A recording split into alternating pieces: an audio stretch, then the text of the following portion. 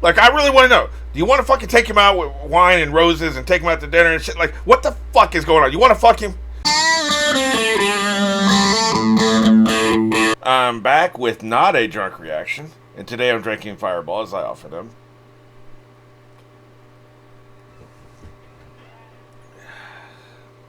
And today we're going to get into one final fucking video on The Boys Season 1. I've milked this shit as much as I possibly fucking could. I've squeezed every last drop out of this lemon, man. This is the last drop. But it's an interesting one. Like, this just, like everything I do on this channel is basically what I would be doing in my real life. You know what I'm saying? Like, I mean, this is real. Like, I would be doing it in my everyday life if I wasn't doing a YouTube channel. You know, I watch a TV show. I get all excited. I yell at the fucking screen. I make jokes. If nobody else is in the room, I probably wouldn't do it out loud because that would be weird. But I'd be making that shit in my head, you know. And then when the show would be over, I would go lay down. And as I'm like trying to fall asleep, I'd be on my phone. And I'd be looking at tvtropes.com for all the different categories. You can lose fucking hours at tvtropes.com.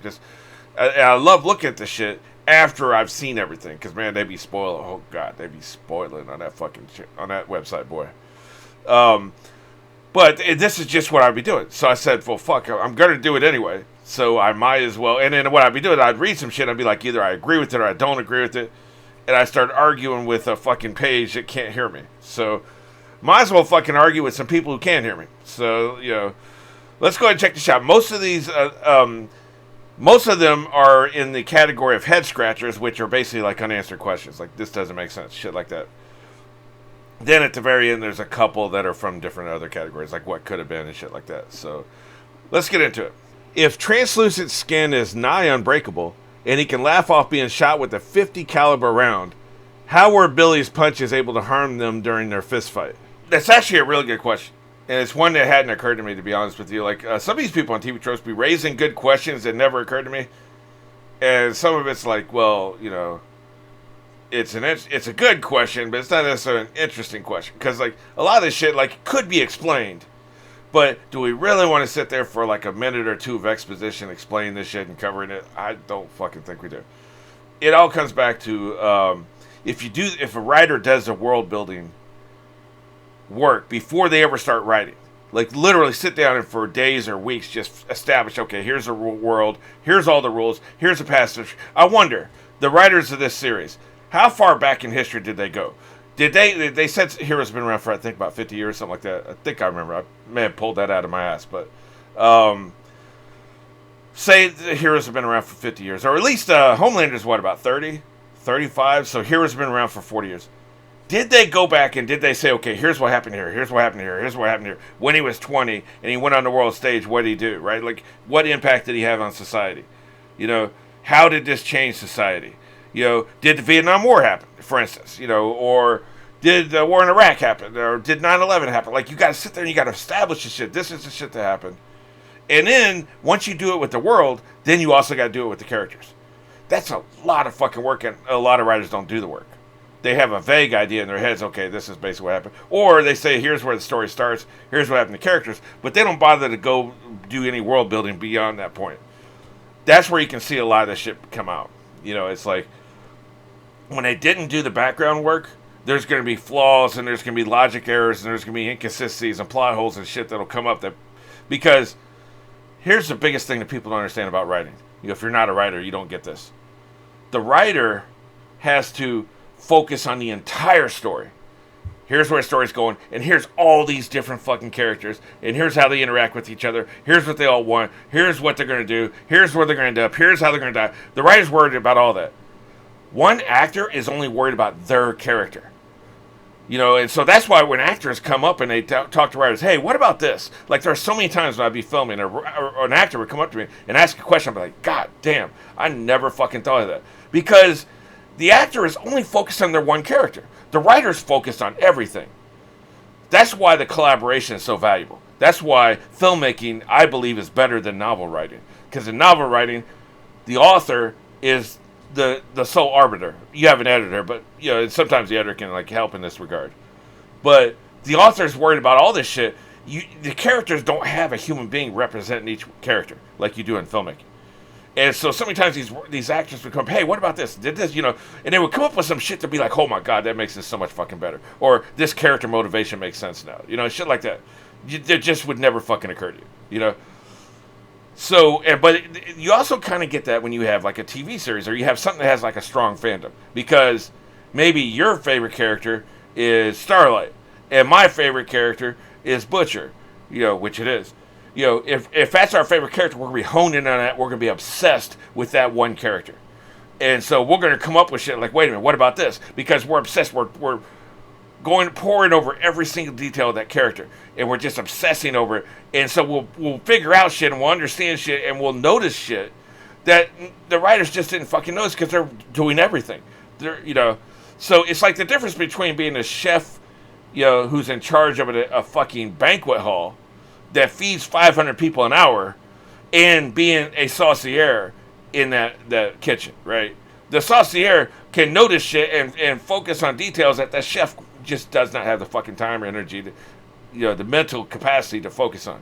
He's got to look at the big picture. So I said all that to say, that's what I love about TV tropes. That like these fans will come up with these questions that the writers never, and then they'll try to answer them. This particular case, I don't have an answer. I spoke for 5 minutes because I don't have a fucking answer. Let's see what they come up with.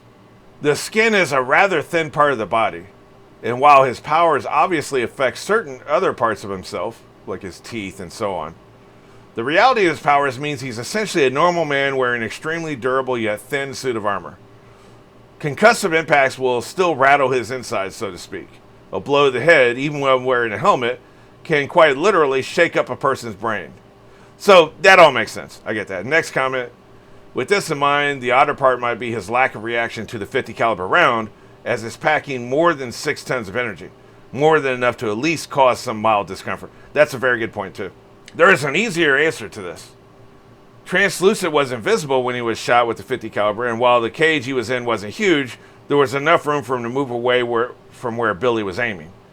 They may simply have missed. I don't buy that. It's a good question, and concussive force probably should have fucked him up. But speaking of fucks up, I think it's just a writer fuck up. I think they didn't think about it. It didn't occur to them, and so that is what it is. We can sit here and lynch them, the writers, if we want to, but like I just have no interest in that. Like nobody's perfect, Why didn't they just encase Translucent in concrete and toss him in the Mariana Trench? No chip signal is getting through that much water, and it would have saved them all for the time they spent trying to find a way to kill him. So I want to see your like electronics engineering degree to tell me that like the radio signal can't get through that much water. I don't know the answer to that question. You may be right, but I want to see your credentials, motherfucker, because I'm dubious. My dad was in the Navy, and one of his jobs, he also was a fire control officer. But later in his career, after there was no more war, his job was acoustics engineering, where they would put these like Russian sub detectors in the Atlantic Ocean, between Iceland and Greenland and shit. And they would put it all the way across the ocean so that they would know when a Russian sub went across that line, they would know it. And so they were getting a signal somehow. Like the signal was going up through all that fucking water to a satellite and then getting back to the United States. So, signals can fucking get through there. So I don't know, man. Like I said, I'm not an expert in this area. I'm wondering if you are. So, first of all, I reject your thesis. Secondly, we ain't got time for all that, man. You're talking about putting him in a fucking boat going on. Where the fuck is the Marianas Trench anyway? Is it Pacific Ocean? Are you talking about a fucking 10-day boat voyage with all the shit they got going on? And you got to weigh him down enough? Like, I don't know, man. And then, by the way, you have a superhero whose power is like all about being in the fucking water. Not only being in water, but talking to water animals. So there's going to be plenty of witnesses he can fucking find. Hey, yeah, we saw them dump this motherfucker in Mariana's Trench. Like, come on, man. Let's see what they say about it. More or less, that's what they did after killing him. Yeah, pretty much. The Marianas Trench is a fair distance from New York City. Difficulties in getting a boat that can handle that journey and be crewed by 3 people aside, there's a lot of time for a lot of things to go very wrong. Yes, exactly. That's what the fuck yeah, exactly. Let's just go ahead and go to the next question. While it ultimately didn't matter much, why didn't the boys bother to spray paint Translucent? What the fuck is your obsession with translucent? Jesus Christ, man. Like, these motherfuckers, the TV tropes, like, what, do they want to take translucent out on a date? Like, what the fuck is going on? Like, why are the motherfuckers in what? Season 1 of The Boys was 8 episodes. Translucent was in 2 of those episodes. By the end of the first episode, he was captured. By the end of the second episode, he was fucking dead. Why y'all so fucking obsessed with translucent? Fuck translucent and fuck all these goddamn questions. I'm moving on to a different character.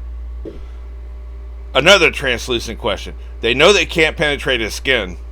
Do y'all want to suck his dick? Is that what the fuck it is? The fuck is going on with you motherfuckers in translucent? Seriously, man.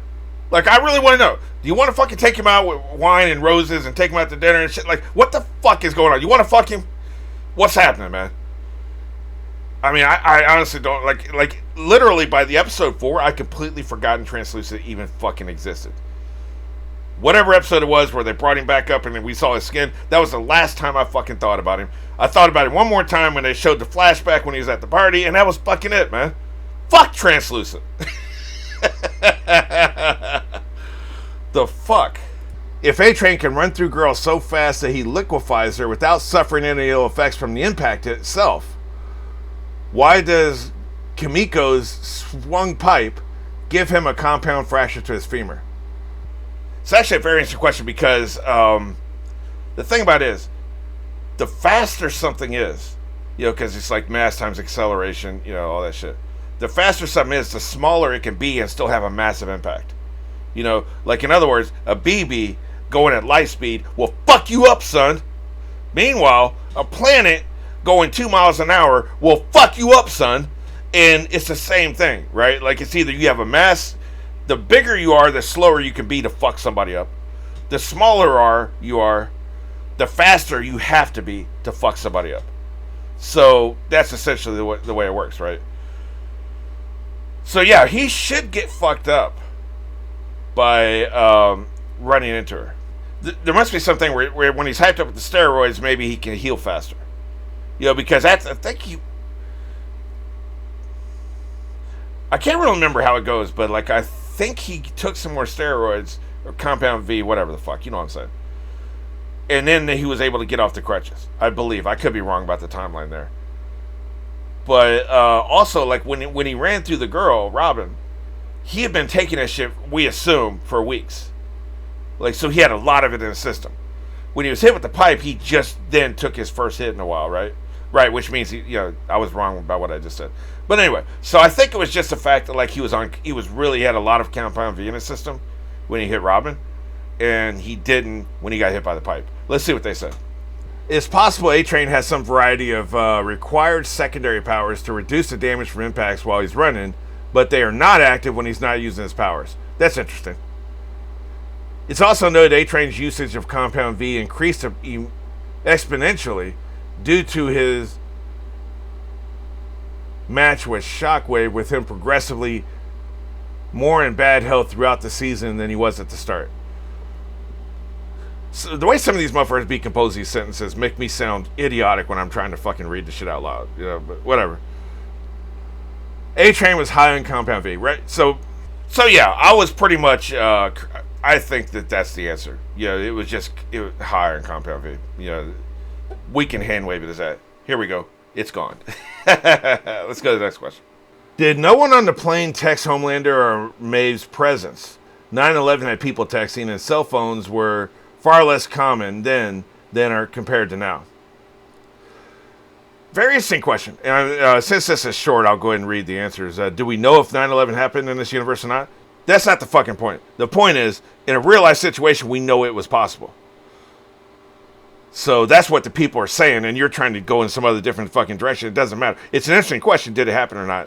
But it's irrelevant to this question. It says 9/11 occurred over American soil, which is what I was going to say. Because if you're in the middle of an ocean, I don't think a text is going to get out. But it says 9/11 occurred over American soil, which allowed some of the cellular phones to connect to ground towers for short stretches. The attack in the show occurred in the Atlantic Ocean. Yeah, that's pretty much my read on the situation. And I'll tell you something interesting too. I've never mentioned this before because it's illegal and probably dangerous. It was stupid. I don't know, like, people say, like, when you have cell phones on planes, like, it actually has no impact. They just don't want you talking and annoying people. Other people claim, no, it does have an impact on electronics. So this was stupid what I did. But one time I was flying from North Carolina to Los Angeles, and I'd been having a fight with my girlfriend. And, like, we'd left, like, when I had to get on the plane and turn my phone off, we'd left things in a bad place. And so for, like, it's a 5-hour flight. About 2 hours in the flight, I started freaking out. I was like, God damn, man, I need to know what the fuck she said to me next. Am I going to land in LA and be broken up or what? What the fuck's going on? Like, I wanted to know, like, I was really fucking freaking out about this shit. So I said, fuck it. So I went into the bathroom, closed the door, turned on my phone, and took it out of airplane mode, so that I could receive text. And what I discovered was I was out of service area. Now, this was over the middle of the United States. I was flying from North Carolina to Los Angeles. So I can only assume the plane was so fucking high up that it couldn't connect with any of the towers, So what's interesting about that is the people during 9/11, it's true, were able to send out texts. Now, that was back in 2000, like they said. I think technology is different now than it was then. Texts were different. I think the way you sent and received text was actually literally mechanically different, electronically different. I think there was a different mechanism than we use now, especially when you talk about iPhones with this, iMessage and all that shit. The example I gave you was an Android. I know that iMessage can be received through Wi-Fi. So if I'd had an iPhone and connected to the plane's Wi-Fi, I would have been able to receive text, but I didn't. So my point is, there is no fucking way that somebody in the middle of the Atlantic Ocean would have been able to send a text or anything from their phone through conventional means as far as like cell phone towers. Now, they had an iPhone, and if the phone's Wi-Fi was still working, which who knows, maybe the terrorists would have turned that off. If they were smart, they would have turned it off. So that people can be like trying to coordinate or whatever. Passengers can be trying to coordinate with whoever outside of the plane, right? So it's possible. It's possible if you had an iPhone and if they didn't turn off the Wi-Fi, it's possible. Otherwise, I just don't believe it. Why does the deep... Fuck the deep! Allow himself to be painfully sexually assaulted by the groupie. He's shown earlier beating up criminals and appears to have some degree of super strength. My read on the situation was he feels bad. Yeah, I make a lot of jokes. And I fucking hate him, and I wish the show was not obsessed with him. I just wish it wasn't, but they are. So it is what it is, right? I think he feels bad, and I think that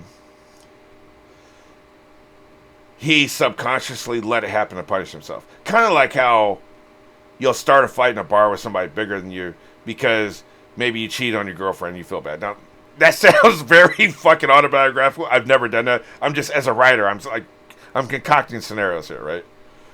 So I'm concocting a scenario where, like, yeah, if you feel bad, you're going to do shit to punish yourself unconsciously. That's my read on the situation. Who the fuck knows? I spent the whole scene thinking she was an assassin going to kill him. So what the fuck do I know, right? Was the plane hijacked by terrorists as doomed as Homelander suggested? Well, that's your first problem right there. Believe in anything that son of a bitch says. One set of controls was destroyed, but the co-pilot station looked to be in order. Homelander complained that there was nothing to push against to lift the plane, but he's been shown to be able to hover and lift things while doing so. Yeah, I made that point during my reaction. I simply don't buy it. Like, I know, like, the showrunners disagree with me. I don't buy it. If you can fucking levitate, that means you're counteracting gravity, and you're doing it somehow with a force. You are exerting a force, which means gravity's pulling you down, you're exerting a force to go up. If you're exerting a force to go up, you can fucking lift a plane. You know what I'm saying? So, especially when we're talking about aerodynamics, you don't require much force to keep it up in the air. Planes are designed to stay in the air. And, it would be difficult. And, it's possible, like, as he's trying to lift it, it may go off kilter and shit and do some fucking spinning and crash or whatever. That could be, I'm not saying it'd be easy. But him to just completely reject it, he just didn't want to do it, man. Like, I do not fucking buy it. I don't buy it for a second. There's a distinct possibility that Homelander realized he could use the plane's destruction to tilt the scales in favor of Supes in the military. And that, I have to admit, that's something that didn't occur to me. And Homelander is extremely intelligent. I've heard he's not as intelligent in comics, so that's interesting. But in the show, he's definitely very intelligent. It's very possible. Like, that could be the explanation. And he was just doing some of this to Maeve because he was going to rationalize however the fuck he wanted to, right? There was another person that replied saying it was real world physics and he couldn't lift the plane. I fucking, like I said, I reject it. I will vehemently argue against that every day of the fucking week. Like, you're staying up and you're hovering, motherfucker. If you could, it'd be different if he was flapping his wings and soaring around, right? The motherfucker's hovering. If he's hovering, he's got lift. So, why was A-Train left after his leg was shattered? It's a really long question. They've got a lot of answers. And to me, it's just not a very interesting question because clearly Huey's not a murderer. He proves that later with A-Train. And here's the thing, too. Like, when I was editing, during the reaction, I thought it was ambiguous about, had they killed him or not. It actually wasn't. When I went into editing, it was not ambiguous. They sit there, they're fucking standing there looking down at him, and Huey says, let's go. Very clearly, they left him alive. It was clear in the show. I was just probably talking. Maybe I had looked down at my drink real quick or some shit. Who the fuck knows, right? I missed it. I noticed it in editing, though. So it wasn't ambiguous. And later events prove he's not a fucking murderer, and he probably wouldn't have let it happen. I'm pretty sure Kimiko was the only other person with him, and she's not really a leader, right? Not that we've seen yet. So it's not like she was going to object and say, no, let's kill this motherfucker. She was basically going to take his lead. She was going to do what he said, essentially. So he didn't want to fucking kill A-Train. It's as simple as that, man. So I don't think there needs to be much more conversation about that. Why does the fishmonger kill the deep? Fuck the deep! Lobster friend. While that is a humane way to dispatch one, a lobster requires almost immediate cooking. Handing someone a dead, raw lobster to take home is just wrong. Consider this. Like the groupie who raped the deep, what's to say this guy didn't just kill it simply to torture the deep after the revelations? That's actually a good question. I hadn't thought about it. I actually knew that, you got to keep lobsters alive until you're ready to cook them, but when watching the show, that I didn't remember it or whatever, so it didn't really register. I think you're right. I think the guy just killed the lobster to be a dick. It does warm my heart that everybody else hates the deep as much as I do in universe. Why is Mother's Milk named Mother's Milk? In the series, he's not a soup, unlike in the comics, where he gains his superpowers from breastfeeding from his also enhanced mother. So where did he get the nickname in the series? That is deeply fucking disturbing. I don't know the answer, and I'm going to move on because I'm fucking disturbed. Did Butcher kill a baby? Teddy Stillwell was 10 feet away from his mother's corpse when Butcher blew her up. Jesus. Teddy Stillwell was 10 feet away from his mother's corpse when Butcher blew her up. Like, who the fuck is writing this shit? When Butcher blew her up, and Homelander isn't the one to go out of his way to save a life when cameras aren't rolling. Giving him out a C4 strap to Mama Stillwell, her repeated insistence to take her son upstairs seems kind of stupid. That's a good point. At first, it seems like Homelander is using the baby as a human shield to prevent Butcher from detonating the bomb. But after he kills Stillwell himself, it seems he wanted the baby to die as well. These are all good points. I mean, like, I have to admit, it didn't occur to me. I didn't think about it for 1 second. I mean, it's a fucking baby. Like, there's no character development there. There was no reason to really think about it. But it's a good point. I think Butcher just killed the baby, I wonder if they're going to address that in season 2 or if they're just going to hand wave it. I mean, make a moment. Does anybody here think that Butcher's a hero? I mean, come on, man. Like, he's a fucking asshole. And I don't think he would go out of his way to kill an innocent person. But he also didn't, like, take that baby across the street and put it in a car or something. I mean, that's dangerous to a baby, too, But I'm just saying, like, he knew the baby was in the house.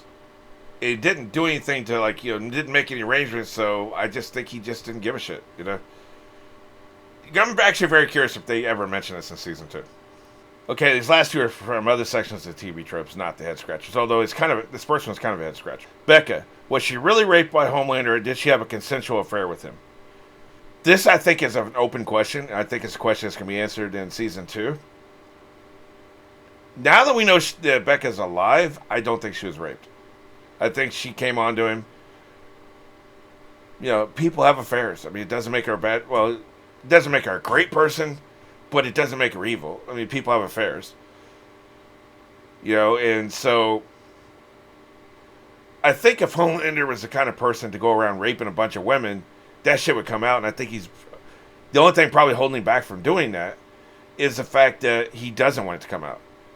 You know, it'd be a lot of work to cover that up. You know, you have to kill everybody, get rid of the bodies, make sure nobody saw him. Like I don't know. I don't think his morals holding him back from all that, but I do think that it's probably just not how he moves and operates.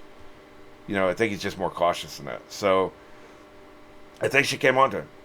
And I think the way she looked distraught when she came out of the room was guilt. You know, you got to remember that therapy group where all these people were idolizing and worshiping the heroes as gods. Think about, like, look at how women, not even women, let's not even make it a gender thing. Look how people are rabidly sexualize celebrities. You know, there's like plenty of guys who would cheat on their spouse with a celebrity who would not cheat on their spouse with a normal person. You know, normal, you know what I'm saying. Like, if I was married and whoever my sexual ideal is now, I don't know that I even have anybody specifically. I'm trying to think. I don't really like sexualize celebrities anymore. That's more of like something you do when you're 20 and 30. But back in the day, like, you know, Phoebe Cates, I thought was really hot. Angelina Jolie back then was really hot. You know, somebody like that. Somebody I'd seen in multiple movies over a long period of time, had probably sexualized and fantasized about if I ran into them. You know, and I was married, I can't say I wouldn't have sex with them if they wanted me to, right? If they came on to me. Now, that is the thing I do think Homelander lied about. He was talking about she came on to him. I'm sure he had a couple innuendos, you know, and then she picked up on it. You know, I don't think she would throw herself on him, but I do think he would make a little innuendo like, damn, you smell nice. Or get close to her, maybe accidentally brush her ass with his dick or whatever, you know, whatever. And then she reciprocated. And so then they had sex real quick. And then afterwards, she felt guilty. Because it's like a celebrity crush, but like cranked up on another notch because they have fucking superpowers, right? That's what I think happened. So, no, I don't think he raped her. But I do think we are going to find out in season 2. Okay, last, I left this for last because it's fucking disturbing. What could have been? I always love the what could have been section on TV Tropes. Showrunner Eric Kripke states that Amazon forced him to cut a scene in which Homelander masturbates off the top of the Chrysler building. You are one sick motherfucker. Eric, you're one sick fucking puppy. I don't know why we didn't see it in 5 seasons of Supernatural and 1 season of Revolution. I don't think he did season 2. I don't know. You're a sick puppy. But I do know that it would have been very short. Like, from what we saw in the show, it would have been a very short masturbation scene. So, you know.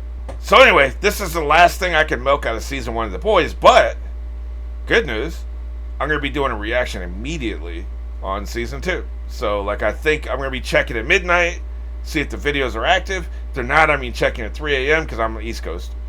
See if they're active, watching that shit immediately, and have something out midday on Friday. But, so, you know, the grind never ends.